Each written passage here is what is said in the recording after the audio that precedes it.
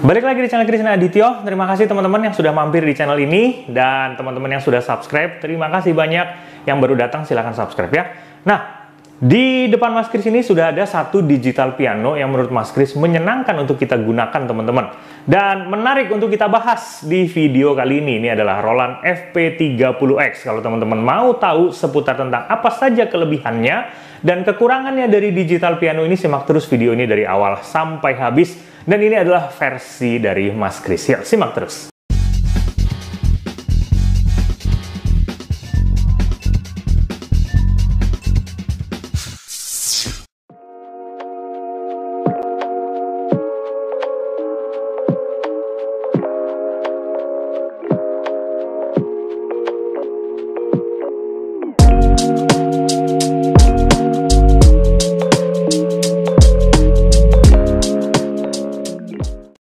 Oke, sebelumnya Mas Kris mau mengucapkan banyak terima kasih bagi yang sudah memberikan digital piano ini ke studionya Krisna Adityo Music Course ya. Sayangnya beliau tidak mau disebutkan namanya teman-teman.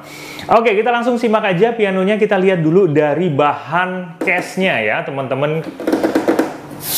Orang bilang nyebutnya casingnya teman-teman. Dan ini adalah sebuah Roland. Pastinya dia sudah melakukan uji durabilitas ya dari beberapa puluh tahun yang lalu, sehingga bahan yang digunakan adalah bahan yang betul-betul bagus. Mas Kris tidak tahu ini apakah plastik ataupun bahan apa, tapi bahannya ini bertekstur ya teman-teman, dan dia solid, tidak mudah patah teman-teman. Oke, piano ini dia kalau kita bisa lihat dimensinya, berarti piano ini mengusung portable stage piano ya teman-teman, yang dia simple, tidak terlalu banyak makan tempat. Pinggir-pinggirnya, list-list yang ada di pinggir-pinggirnya ini juga tidak begitu tebel ya teman-teman. Sayangnya di digital piano ini tidak menggunakan pitch bender. Nah, kemudian piano ini sudah kasih speaker bawaan, built-in speaker ya di bawah. Kenapa di bawah? Karena supaya dia nggak begitu kena debu teman-teman. Kadang kalau ada speaker yang di atas tuh suka-suka kena debu ya, kalau teman-teman kurang bisa untuk merawat digital piano. Nah, digital piano ini juga mengusung tekstur dari touch-nya adalah touch ivory ya teman-teman.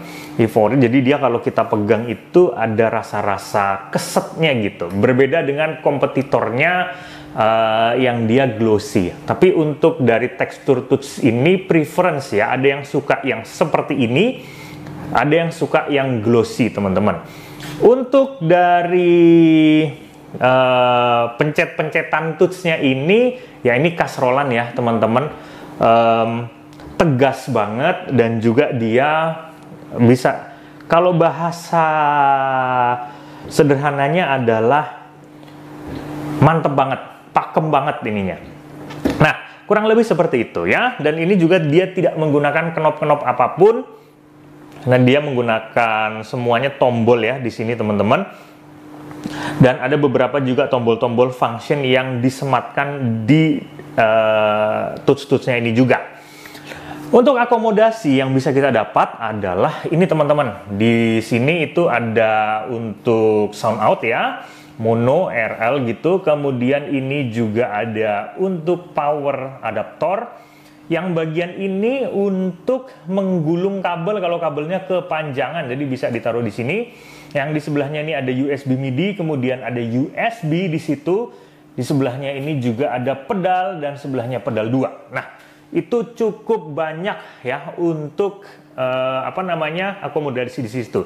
Pertanyaannya apa? Headsetnya bisa ada nggak yang untuk headset atau headphone? Ada ditaruh di depan sini teman-teman. Ya, ada yang 3,5 mm dan juga ada yang 6,5. Jadi ada yang jacknya kecil, ada yang jacknya gede gitu. Teman-teman bisa pilih sesuai dengan kesukaannya teman-teman masing-masing. Oke, di digital piano ini ya, walaupun dia tergolong compact, tergolong dia tidak begitu makan tempat, tapi digital ini berat ya teman-teman, karena bahan yang digunakan adalah bahan-bahan yang berkualitas di digital piano ini. Oke, kita langsung aja coba nyalakan ya teman-teman dengan menahan power yang ada di sebelah kiri, tombol paling kiri ini. Untuk kelebihan dan kelemahannya Mas Kris akan jelaskan di belakang video, dan juga harga dari digital piano ini ya teman-teman. Rata-rata harganya berapa? Nah, oke, ini adalah suara default tanpa editing, tanpa masuk ke ampli, langsung masuk dari mic Saramonic yang Mas Kris gunakan, yang Mas Kris juga taruh di bawah speaker digital piano ini ya, teman-teman. Oke, kita coba aja suara pianonya dulu.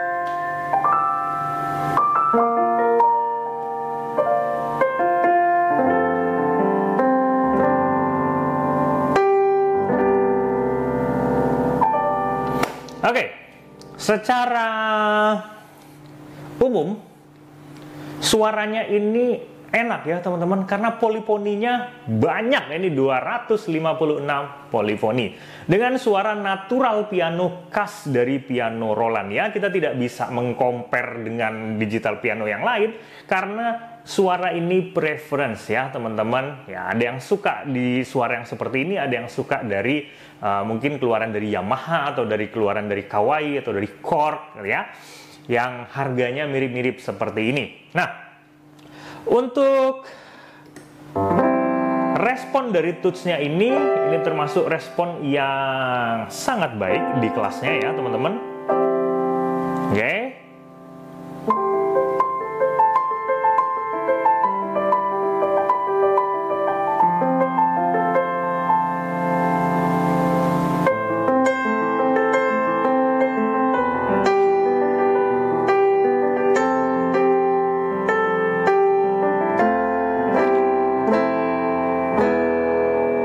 Oke, ya kurang lebih seperti itu. Mas Kris tidak terlalu mengulik dari segi-segi suara yang ada di sini ya.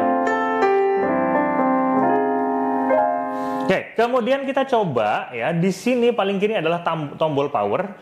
Sebelahnya adalah untuk volume ya, dengan cara menahan volume yang di sebelah kiri untuk memberikan suara yang jauh lebih lirih ya. Kalau yang sebelah kanan ini untuk up volume ya, untuk suara yang lebih keras.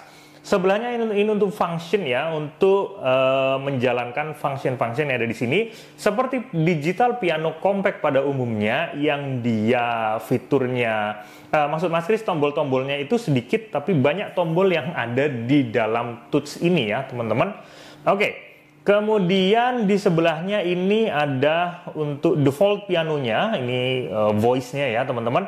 Kita bisa merubah suara pianonya ke seperti ini dengan menekan C yang paling bawah. Ini adalah suara piano default tadi. Kalau kita naikkan menjadi C sharp,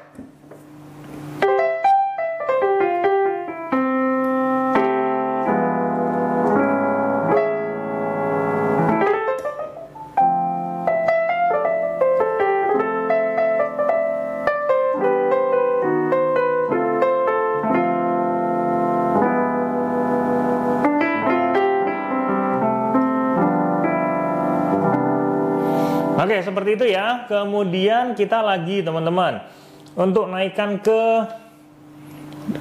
D ya, kita coba ke D. Nah, ini seperti ini suaranya. Oke.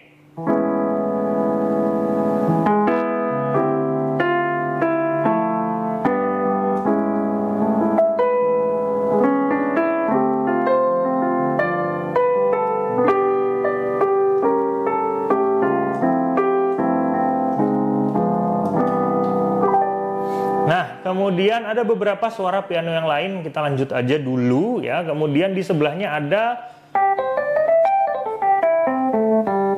E piano ya teman-teman, E piano.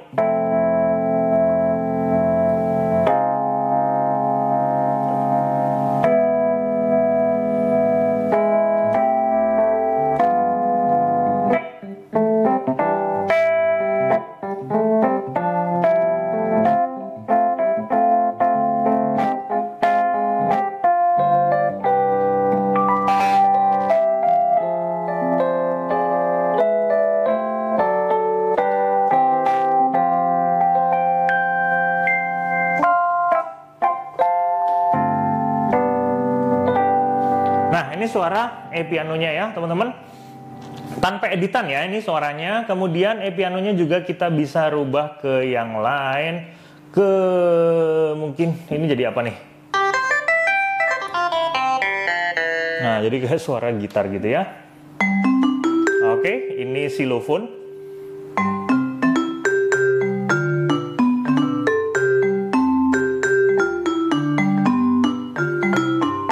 Oke, kemudian kita pindah lagi ya. Yang ini udah ada piano, kemudian di sebelahnya ada strings. Ya.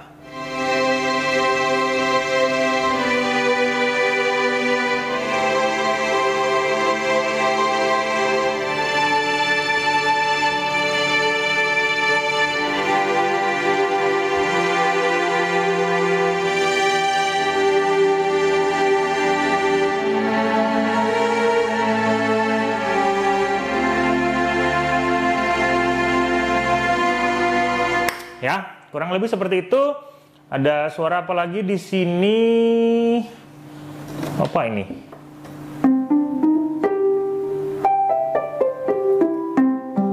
Teman-teman kalau mau lihat lebih detail lagi, teman-teman bisa download di deskripsi. Mas Kris sudah share linknya manual booknya ya, teman-teman. Ya, teman-teman tinggal download sendiri di situ.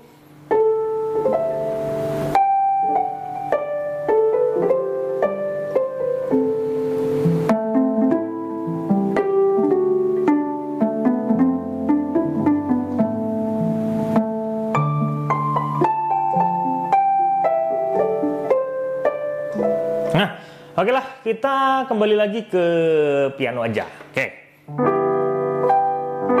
Sebelahnya juga ada metronom, apapun yang pada dasarnya ada di digital piano semuanya ada di sini ya pastinya teman-teman.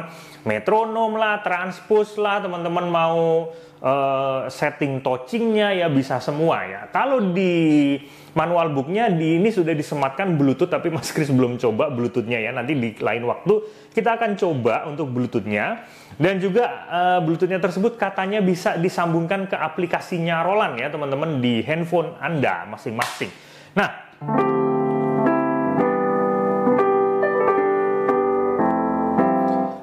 biasanya teman-teman pasti akan tanya seputar tentang mana transpose-nya. Ini Mas Kris kasih tahu ya transpose-nya. Hanya tekan function kalau teman-teman mau merubah nadanya yang tadinya natural.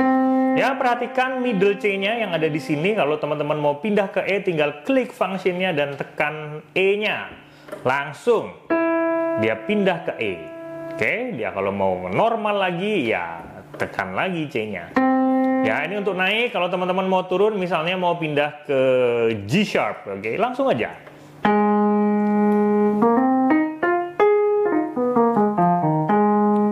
Oke. Transpose ya, tombol sakti yang memudahkan kita semua untuk bermain piano ya teman-teman. Oke, sekarang kita lihat apa saja kelebihan dan kelemahan dari digital piano ini ya teman-teman. Kita lihat dulu kelebihan dari digital piano ini. Kelebihan pertama yang Mas Kris paling suka adalah jack headphone yang ada di depan. Dia sediakan dua jenis jack ya teman-teman. Ada yang kecil juga ada yang besar di situ. Yang kedua adalah dari feel touch-nya teman-teman. Feel touch-nya yang Ivory ini membuat jari-jari kita memanjakan banget gitu jari-jari kita untuk main digital piano ini. Dan pengen main terus. Ya, ini menyenangkan. Nah, kemudian juga respon dari touch-nya ini juga dia menyenangkan sekali ya teman-teman. Dia ngerti power yang ada dari jari kita ini. Walaupun kita mencetnya agak sedikit keras begini, tapi dia tetap aja bisa mengeluarkan suara yang tidak denging di kuping gitu. Nah, ini enak. Kemudian apa aja kelebihannya? Kelebihannya modelnya yang elegan dan compact, tidak memakan tempat teman-teman. Ya, ini kelebihan berikutnya. Berikutnya apalagi? Suaranya memiliki 256 polifoni. Dan itu adalah polifoni yang cukup tinggi ya teman-teman di kelasnya. Di harga piano yang di sekitaran 10 jutaan ini teman-teman. Ini menyenangkan sekali pianonya. Nah, kemudian Mas Kris suka karena dia tidak menggunakan knop-knop ya teman-teman. Jadi semuanya menggunakan tombol di sini. Jadi kita tidak worry untuk membawa digital piano ini kemana-mana, karena pasti tidak akan mengoyak knop-knopnya itu ya teman-teman. Ada digital piano yang knopnya tinggi-tinggi. Nah itu juga kurang begitu nyaman. Jadi enakan harus pakai hard case gitu, dan pastinya berat banget. Nah, kemudian, apalagi kelebihan dari digital piano ini ya teman-teman. Kelebihan dari digital piano ini memiliki fitur yang cukup lengkap walaupun tergolong simple ya teman-teman. Ya, dia ada berbagai macam fitur-fitur ya, seperti Bluetooth itu juga ada. Ini juga bisa dijadikan sebagai MIDI controller. Tapi kalau Bluetooth kita nggak tahu ya. Ada beberapa digital piano yang masuk Indonesia itu Bluetooth-nya itu tidak disertakan gitu. Tulisannya sih di manual book ada Bluetooth-nya, seperti Nux NPK tuh. Tulisannya ada Bluetooth-nya, tapi ternyata karena masalah perizinan dia tidak masuk ke Indonesia. Bluetooth-nya itu, jadi digital pianonya yang tulisannya ada Bluetooth-nya tapi jadi tanpa Bluetooth gitu. Ya, itu agak aneh. Nah, kemudian di sini teman-teman juga bisa digunakan sebagai teman-teman nge-gigs ya, dan suaranya juga udah enak banget ini. Nah, kemudian teman-teman untuk belajar ini juga enak karena jarinya pasti akan terlatih dengan tools-tools yang seberat ini. Oke. Oh, kelebihannya ada satu lagi ya teman-teman, yaitu built-in speaker yang dia ditaruh di bawah sehingga speaker tersebut tidak mudah kena debu di atas ya teman-teman. Nah, itu menyenangkan sekali speakernya seperti itu. Oke, sekarang kita langsung masuk ke kelemahannya. Kelemahannya adalah satu, dia tidak memiliki pitch bender di kiri. Padahal untuk piano yang digital piano harga segini seharusnya diberikan pitch bender ya teman-teman yang ada di kiri sini. Oke, kemudian yang kedua ini untuk kita mengubah voice yang ada di sini, entah piano, piano ataupun string gitu, untuk menekannya dengan satu tangan itu sulit. Jadi dia harus ditekan dengan jempol di sini baru pakai kelingking. Ini ribet. Kalau enggak ya harus dua tangan. Klik begini ya.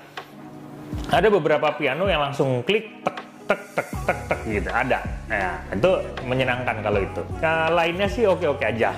Kemudian kelemahan berikutnya, walaupun dia compact, walaupun dia tidak makan tempat, tapi digital piano ini berat ya teman-teman, berat.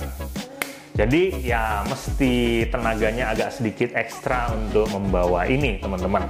Tapi ya tidak seberat kayak piano digital piano yang gede-gede gitu ya. Ini masih enak untuk dibawa. Ya. Berat itu memang dia menunjukkan apa ya, kualitas build kualitas dari digital piano ini bagus sih teman-teman. Tapi kadang kalau pas lagi tidak menyenangkan ya malas aja ngangkatnya gitu.